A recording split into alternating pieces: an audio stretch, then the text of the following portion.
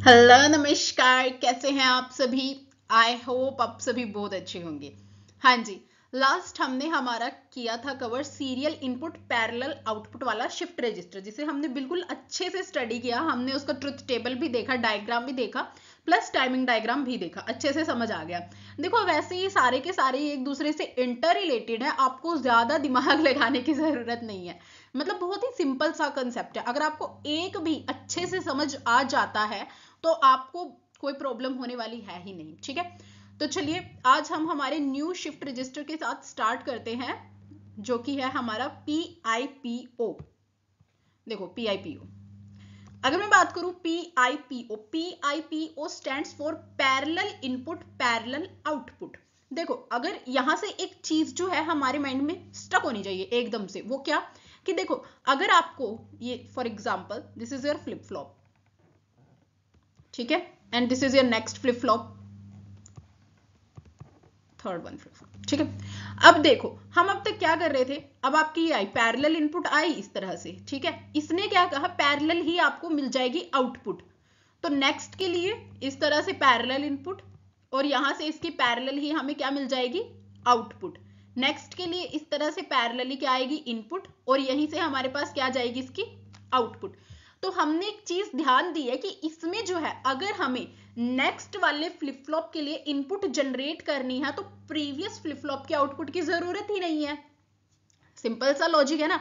अब तक हम लोग क्या कर रहे थे, अब तक हमारा था पैरेलल इनपुट और सीरियल आउटपुट हमने देखा। सीरियल आउटपुट में क्या हो रहा था आपका, नहीं sorry, serial input parallel output. Serial input means कि सीरियली ही आपको क्या मिलेगी इनपुट मिलेगी। इट मींस जो इसकी आउटपुट है वो कहां जाएगी आपके पास नेक्स्ट वाले के पास जाएगी। तो नेक्स्ट वाले को इनपुट इस सेकंड वाले फ्लिप फ्लॉप को इनपुट तब मिलेगा जब आपके प्रीवियस वाले की आउटपुट आ जाएगी। तो इसलिए हमें टोटल 4 क्लॉक पल्स हमारी लगानी पड़ रही थी, है ना। मतलब क्लॉक पल्स एक ही थी, उसे 4 टाइम हमें क्या कर रहे थे हम चला रहे थे। सिंपल। अब इसमें जो है सारे इंडिविजुअल है, किसी को भी प्रीवियस वाले की आउटपुट की नीड ही नहीं है। तो हम जस्ट एक ही क्लॉक पल्स में क्या कर देंगे, सबके लिए हम आउटपुट जनरेट कर देंगे। सिंपल। तो चलिए जी, अब इसे थोड़ा सा, ये तो बिल्कुल बेसिक सा हमने ऊपर ऊपर से समझ लिया। अब एग्जाम पॉइंट ऑफ व्यू से जो हमें थ्योरी चाहिए उसे पढ़ लेते हैं। Okay, the shift register which uses parallel input and generates parallel output is known as parallel input parallel output shift register।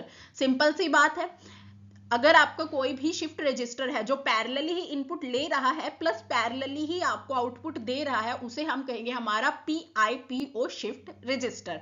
Next, this shift register includes 3 connections. इसमें हमारे पास टोटल 3 कनेक्शन होंगे।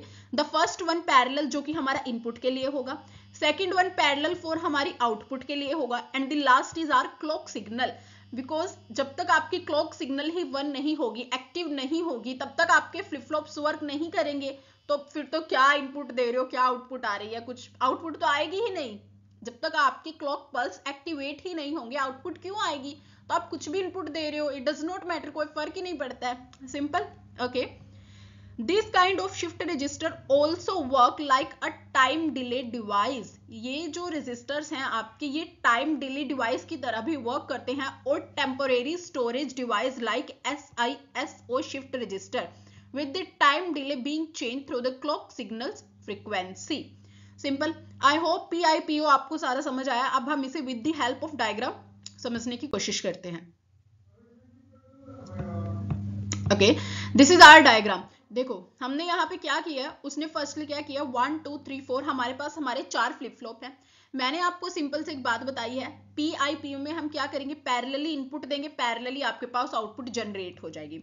फॉर एग्जाम्पल आप क्या कर रहे हैं, आपको बिट स्टोर कराना है या आप बिट पास कर रहे हैं 1101। ये हम जस्ट एक एग्जाम्पल लेके चल रहे हैं, सिंपल 1101। आप इसकी जगह कुछ और नंबर्स भी ले सकते हैं, बट कंडीशन ये रहेगी बाइनरी नंबर्स ही होने चाहिए। आप मतलब 0 और 1 ही लेंगे, इन्हें आप थोड़ा फ्लिप कर दो, मतलब 0 0 1 ले लो, कुछ इस तरह से कुछ भी। ठीक है, अब हमने क्या लिया है 1101।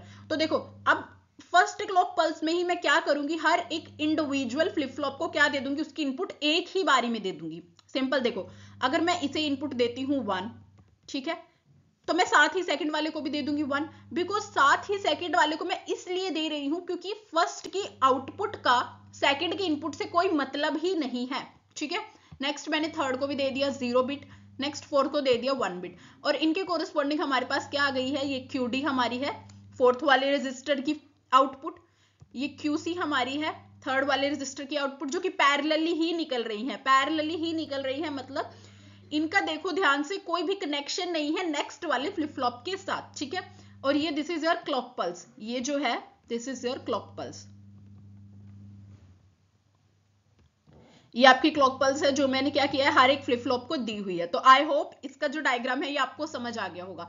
अब अगर इसकी हेल्प से मुझे अपना ट्रुथ टेबल डिजाइन करना है तो ट्रुथ टेबल क्या होगा, सिंपल एक ही बार में बन जाएगा, मतलब कि एक ही जब मेरी क्लॉक पल्स की वैल्यू 1 होगी, एक्टिवेट होगा, उसी टाइम पे मुझे चारों आउटपुट्स मिल जाएंगी, सिंपल, बिकॉज एक दूसरे से कनेक्टेड नहीं है, सीरियली कोई वर्क नहीं है। तो जब मेरा क्या होगा, जब मेरे क्लॉक पल्स की वैल्यू 1 होगी, साथ ही मुझे क्या होगा 1 1 0 1 आउटपुट चारों के लिए एक साथ मिल जाएगी, सिंपल। इसका ट्रुथ टेबल देख लेते हैं। हाँ जी, ये है इसका ट्रुथ टेबल। देखो इसमें हमने क्या किया, फर्स्टली आपकी क्लॉक जो थी 0 थी, 0 इट मींस वो एक्टिवेट नहीं की थी, उसने कोई भी पावर सप्लाई नहीं हुई, क्लॉक आपकी 0 थी। तो अगर ये 0 थी तो उस टाइम पे आपका QA QB QC ये आपकी चारों ही फ्लिप फ्लॉप की आउटपुट भी 0 थी, बिकॉज जब कुछ परफॉर्म ही नहीं हुआ है वो आपको क्या आउटपुट देगा, सिंपल। जब स्विच ऑफ ही है तो आपको कुछ आउटपुट नहीं मिल सकता ना, आप कुछ भी इनपुट दे रहे हो, ठीक है। तो यहाँ पे देखो हमने क्या करना है, हाँ जी, तो नेक्स्ट जब आपकी क्लॉक की वैल्यू क्या होती है 1 होती है, उस केस में देखो QA आपको 1 देता है, QB आपको 1 देता है, QC आपको 0 देता है एंड QD आपको 1 देता है।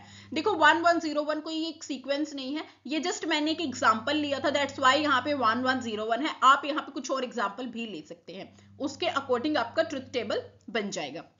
चलिए जी, नेक्स्ट हमारा है टाइमिंग डायग्राम। टाइमिंग डायग्राम हमें अच्छे से पता है, with the help of truth table हमारा टाइमिंग डायग्राम बनेगा। अब टाइमिंग डायग्राम में क्या होता है, हमारे पास इस तरह से एक अपर एज होगी, फिर लोअर एज होगी, फिर अपर एज, फिर लोअर एज, इस तरह से हमारा टाइमिंग डायग्राम के वो रहेगा, ठीक है। ये हमारी क्लॉक पल्स के लिए होगा। अब देखो जब हमारे QA ने क्या आपको दिया, आउटपुट 1 दिया, तो QA फर्स्ट क्लॉक सिग्नल पे ही 1 दिया, तो 1 दिया इट मींस इसे हम इस तरह से बना देंगे अप करके और फिर इस तरह से बना देंगे। QB ने भी आपको 1 दिया तो इसे भी हम क्या करेंगे, फर्स्ट क्लॉक सिग्नल पे ही इस तरह से उठाएंगे और इस तरह से बना देंगे। QC आपका 0 दे रहा था तो हमने जस्ट एक स्ट्रेट सी लाइन वो कर दिया यहाँ पे ड्रॉ, सिंपल। नेक्स्ट QD भी आपका 1 दे रहा था तो हम क्या है फर्स्ट क्लॉक पल्स पे आए और इसे इस तरह से बना दिया। सो आई होप ये आपको PIPO का कॉन्सेप्ट अच्छे से समझ आ गया होगा। इसमें आपको कोई भी डाउट है, कोई भी इशू है, प्रॉब्लम है, आप मुझसे कमेंट सेक्शन में पूछ सकते हैं। Okay, then thank you very much, please like share and subscribe our channel, thank you.